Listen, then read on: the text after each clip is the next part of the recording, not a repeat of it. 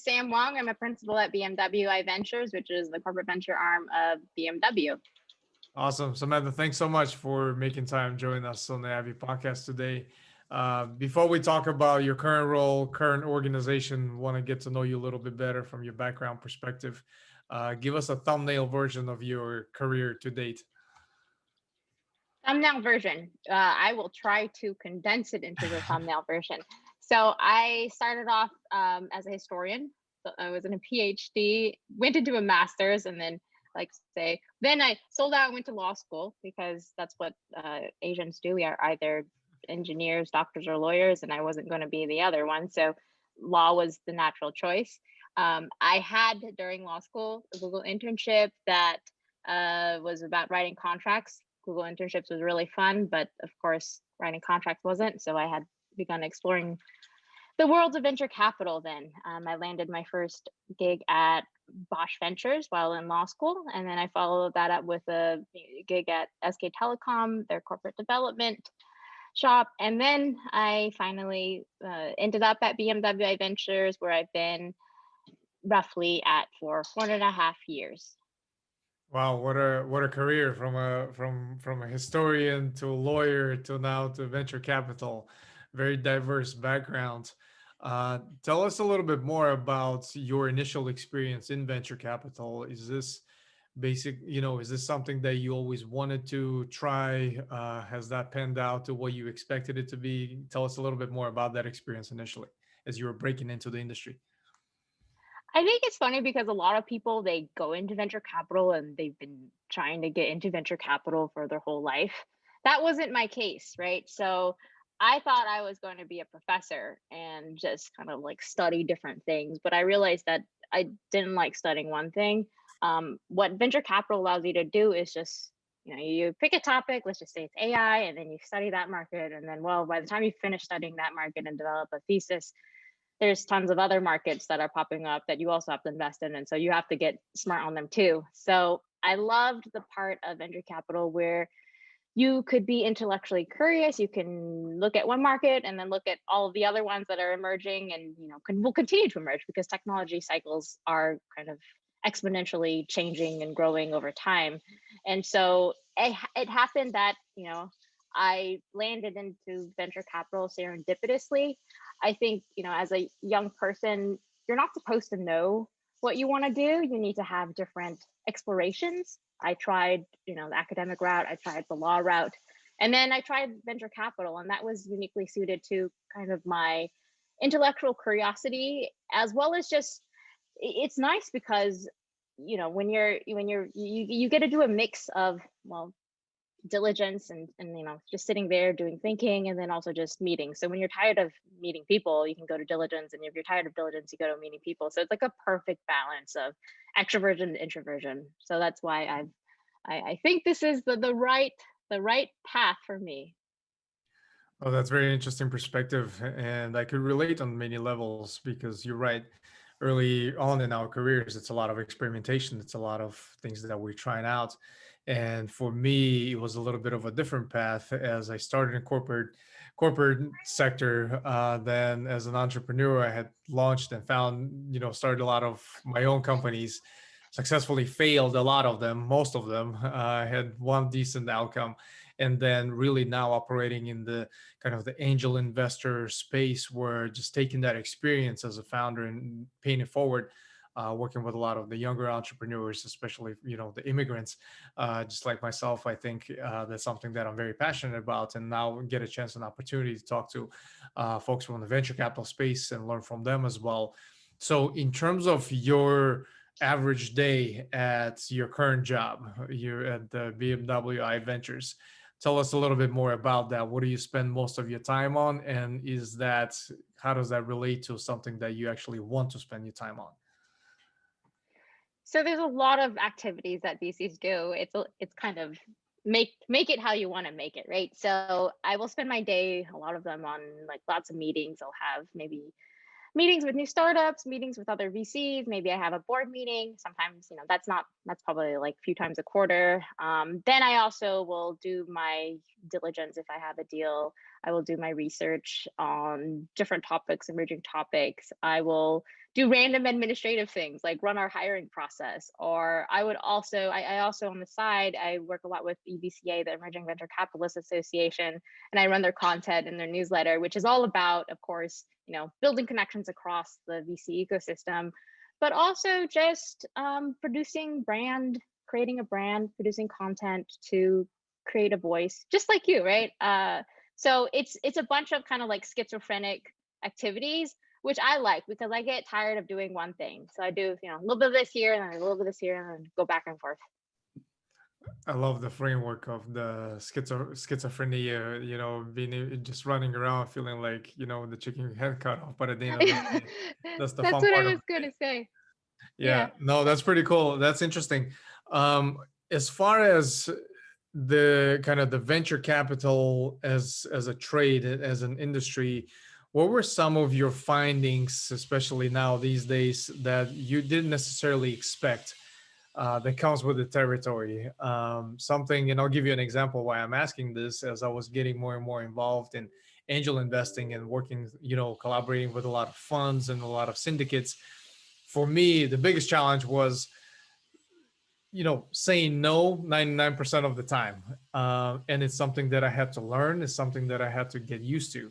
So that was kind of the dark side for me of the industry that I had discovered along the way as I started operating more actively. So curious to get your take on that. What were some of the findings for you? Gosh, the question is how dark do you want to go, Jan? But I guess on a a spectrum of darkness, let's say like lightly dark is yeah. I think people like me, I have trouble like saying no because it's someone's dream you're squashing. Maybe they will fulfill it some way other than through your money or through your help, but sometimes that's what it feels like. The other kind of dark sided industry is kind of maybe this is on the darker spectrum end of the spectrum is it's tough to be a woman in VC. And I learned this just going into venture, right? I started off, I think I was like 26, 27, young, kind of like, naive about the world because I came out of school. And I think as a woman, I would go to events, and it was very toxic. So at sometimes, sexual harassment was a thing and still is a thing at events. Things, as horrible as physical touching, comments, that is something that happens. And as when I started out, kind of more vulnerable, that was something that probably got to my head, and it had made me want to actually consider. It made me reconsider, like, is this the right thing to me for me, because I have to go out, find deals, and then experience that. At the same time, I've grown older, I've grown stronger, and I've grown more experience, which I think translates to more confidence, and that gives me the power to determine the relationships that I want to make, and also to say no and to call out things when they're bad.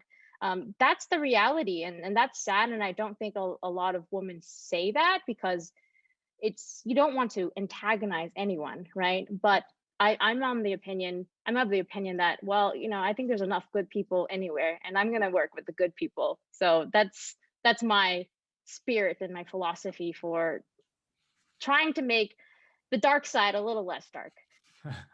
No, that's interesting perspective. Thank you for sharing that. I was actually talking to a good friend of mine she's an investor at the Female Founders Fund, and she was talking about something very similar from a perspective of that kind of the unexpected, the darker side of the industry. So that's relatable on many levels. Um, so with BMW iVentures, tell us a little bit more about the organization. What is the kind of the mission of the company? It's not, every day that you hear that the brand as such is, has the venture arm. And what are some of the things that you guys are excited about when it comes to investments? Yeah, so the way that I like to frame BMW iVentures and what we look at, well, okay, well, number one, let's just say we are a separate fund. So there's different CVC types. We are a separate fund with BMW as our sole LP, and we like to invest in mainly Series A and B stage companies. And what our investment mandate covers is effectively this. And I like to say it in terms of like three things to, bucket things. I love bucketing things. One is all of the technologies and startups and business models that would potentially go into the car, right? So it could be like sensors, it could be autonomous driving, it could be cybersecurity.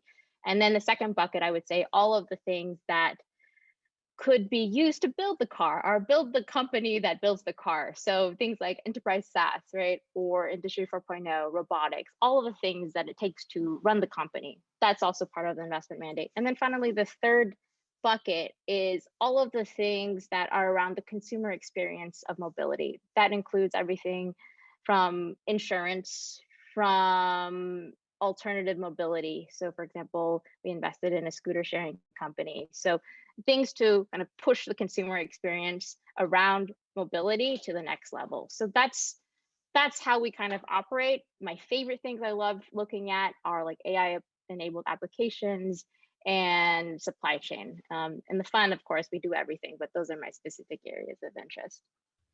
Wow, that's very interesting. Definitely a very unique approach. And from a standpoint of, as you meet with a lot of the great founders that are building a lot of these really cool technology, whether then in automotive space or any other industry, what talk to us a little bit about the very initial stages of evaluating the founders. And I'll give you kind of context why I'm asking this, because I talk to a lot of founders on daily basis, whether they're pitching their startup or just from a board advisory perspective. And for me to get involved with the founder, I follow a lot of the digital breadcrumbs, so to say, of that particular founder before we even start talking about the solution that they're building. For me, it's very interesting where they come from, some of the things maybe they have done during college days. Did they join a club or did they build a club? I love the kind of the framework of a cartographer versus the navigator. Did you build a map or did you follow one? So those are some of the things that kind of I pay attention to as I meet with a lot of founders, very initially, early stage. Curious to get your take on that. What are some of the things that help you identify that this particular founder has what it takes for me to start moving a little bit further? There's no specific question I ask, but whenever I engage with a founder, I'm reading the person the whole time. And maybe I love CIA books and like books on like reading people. So I will implement all of the techniques and read everything from body language to also just I will ask you questions about your business. Like what's your go-to-market strategy? And I want you to have very logical, well thought out answers, and if you haven't thought about an area, I don't want you to, have. I want you to not have that ego where you make up fluff. Any sort of inauthenticity or kind of like puffing up. There's red flags for me because it shows that well we can't have a good relationship. So I think when in the process of working with a founder, I'm always thinking about is it someone I can work with? Is it someone that I can trust? And is he or she someone I can who I can confidently believe in will build a company because he or she does the research, does the strategic thinking, is able to make up, the mental maps so that he or she can think through any problem and solve it. And I'm really just looking for those problem solving skills, right? And it will happen organically as I get to know the person. Not really like, tell me about your past and good and bad, because I think everyone is used to selling themselves. It's about getting under that exterior layer and really understanding how that person works. And I think you can only do that through kind of like soft, interactions where you're not like going head on. Right, absolutely. No, I love that framework because at the end of the day, for me, when I consider founders, it's being a friend versus being a parent. Because me as a parent, I always have to kind of put a completely different hat on when I'm dealing with my kids versus when I'm dealing with the founders that I work with. Because at the end of the day, we're gonna be attached at the hip for probably the next 10 years, and I want to have that relationship as you were talking about, to speak very comfortable and candidly when things are not going well. Are we able to sit down and grab a beer and talk about some of the things where maybe you had messed up, or how do we fix certain things? So those are some of the things I think that make sense from a founder evaluation perspective that you're talking about. Um, as we, you know, as you evaluate the founders and the business model and things, you probably look at it on daily basis many times. What are some of the trends and ideas that really excite you these days? What are you very passionate about? What are you researching on your, in your free time that you think will be the next big thing? Generally, I love all AI enabled applications. With AI, you're going to automate and make different processes more efficient. You're going to be able to solve new problems. And I'm more about AI in applications because I think, AI algorithms, just like general purpose AI, it's not an effective business model. So I would say anything in that field is interesting. And I'm broad there because there's so many things AI can optimize. The second kind of thing that I'm extremely interested is just generally supply chain technologies and business models. There's two fronts that I divide this into. One is digitization. So being able to collect all the data across your supply chain and use that data to drive insights and ultimately make the supply chain more efficient. The second camp of the whole supply chain technology thing that I look at is around automation. So automating processes, automating people away, unfortunately, but that's the reality through things like robotics, or you can do digital automation so that a person doesn't have to respond to an email or download a certain file. So things like that are extremely interesting because supply chain is that right field that historically was really kind of untouched by innovation, and it was is more innovation there was more handled from like a mechanical approach, getting better machines, installing things like that. But now it's all about, let's look at supply chain in a holistic way and see where we can get all the efficiencies, and that's where there's a ton of innovation to be had going into the future. Yeah, no, those are very interesting trends, and from machine learning, from AI, RPA, a lot of those trends, have been on significant advancement, especially lately, and I can definitely relate to some of the kind of the interest in that particular space. Particularly for me, one of the areas that I'm very passionate about is kind of the SaaS for enterprise, because that's where my background is, and I see a lot of the kind of the trends in terms of the machine learning and AI taking going to a completely next level, from a standpoint of solutions that are being provided. So that's very interesting.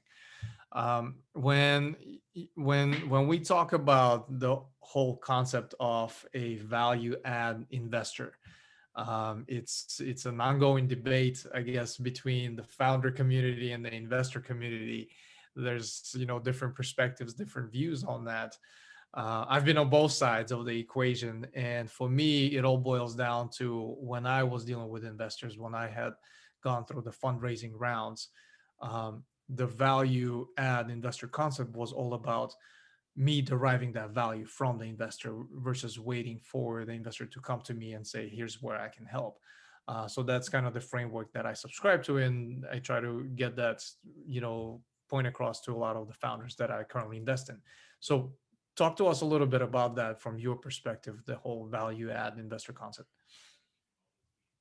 Different ways investors can add value, and it should be specific to you, and this is how I do it, and it's not generalizable for everybody. But one is, being BMW iVentures, of course we have great relationship with the mothership. We're able to sponsor pilots, get you connected, get you access to the European market, get you started with pilots, get you knowledge, get you the expertise you need to grow a product. Also, we are a potential customer. We will push you as much as we can to the customer, which would be the mothership. And we also can give you just general learnings. And then there's also kind of the second thing is just we're very well connected. A lot of VCs have great networks. I will connect founders, and including our portfolio company founders, with the different different potential customers. So, like, for example, I'll be connected with like Siemens and Bosch and all of those. I can make intros to all of those if you want those as a potential customer. And then also I help with fundraising. I think we have a good pattern recognition of what works, what sells, and I will work with you as a founder doing that. So for example, I worked with the founder when he was pitching, just to kind of like, make that pitch a little tighter. These little things we take for granted, but we can add a lot of value. And then there's just kind of like fourth thing where, well, I love just kind of helping and working on problems. So for example, I worked with one of our startups on a data project. I was like analyzing like um, all of their they what they do is a roadside assistance. So I was analyzing kind of all the roadside assistance activities and kind of giving them insights and just kind of thinking of a framework to, think through what we should do based on the data. That's probably less what VCs do, but it's also something that I also would help out with founders, just because I know that sometimes when you're starting out, you might not know everything. So, I having kind of looking at different startups, being on different boards, I can push strategic thinking to a different flavor that hopefully will move the startup forward. Right. No, that's great. Great analogy from that standpoint.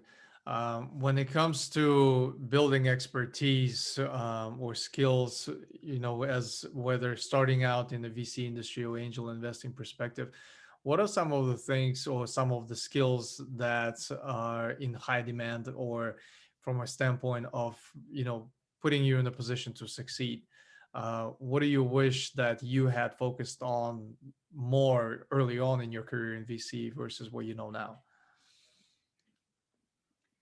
I might have gotten, and this is honest answer, some operating experience. So I was, I did a lot of research. I did legal work. I did a lot of corporate development work. I've been working with big corporations. I've worked at a startup that really, really failed, but I don't think it gave me that startup experience because we never really kind of scaled. But I kind of wish I had that, that bonding that you have as a founder, whether you succeed or not, right? To push my experience level to a different set. That said, the the modern venture model is a lot different. You have partners at big firms not even having operating experience, and there's different models for that. I mean, ultimately we're investors, we're supposed to analyze and be good at analyzing, and so I think you don't necessarily need operating experience when you have to do diligence and just push for an investment. But that would be potentially something that I would like to add, or maybe would have added to kind of the various things that are on the CV. Yeah, no, those are great concepts, and that's very interesting. Appreciate you sharing that. So as you research a lot, you read a lot about different industries and trends to stay up to date or ahead of the curve, with regards to what you're investing in or looking to invest in. On the other side of the spectrum, just share with us, what are your sources for learning and self-actualization these days, aside from what you research on day-to-day basis? What do you let your mind be exposed to? What's your overall content diet is looking like these days? So my content diet, irrespective of my job, because I do a bunch of research for my job, and I will tell you what my content diet is. It's not job related.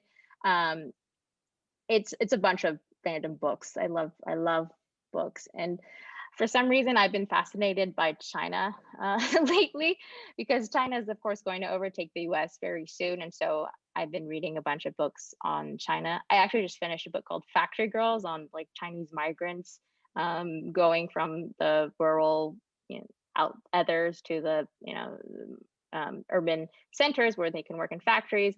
Another awesome China book I had just read was 100-Year Marathon, which is basically about China's strategy to overtake the US, which was kind of pinned like over 50 years ago. And it's so illuminating because we we as investors, we work a lot with kind of Chinese investors, and we have this, well, I'm going on a tangent here, but you ask a process called CFIUS, which I won't explain more, but it basically is targeting Chinese investors because they're scared of IP being taken from the US. But that book gave me a reason to understand why CFIUS is needed. And outside of books, and this is going to be a little crazy, I during the pandemic I became a gamer. So I think the best game that has ever been created is Last of Us 2, because it blends the gameplay with just the feeling that you're in a movie, and it's just the best game I've ever played. So I think there are experiences that can be not necessarily related to your work or your research or whatever you do in your daily job, that can just move your mind forward or just be a pleasurable experience, because hey, we're all humans, and read, digest the content that you want to digest. Oh, that's great. And the last questions I always ask on the podcast is, what are you currently reading, and what is one book that you always recommend to others? And it's you kind of you beat me to that. So we'll definitely list those recommendations in the episode notes. Samantha, for anyone who wanted to connect with you, what's the best way to do that? You can find me on LinkedIn, and you can check out our website at bmwiventures.com. Awesome. Samantha, thanks so much for your insights today. Very generous with your information. Was a very short and insightful conversation for me. Personally, learned quite a bit. We'll stay in touch. What I love doing with a lot of my guests is do another episode in about a year or so to see how much of change transpired since our last conversation, what were we able to predict correctly and not. So definitely looking forward to that. Awesome. I'm excited for the future, Jan. This was a really fun experience being here. Great. Thank you.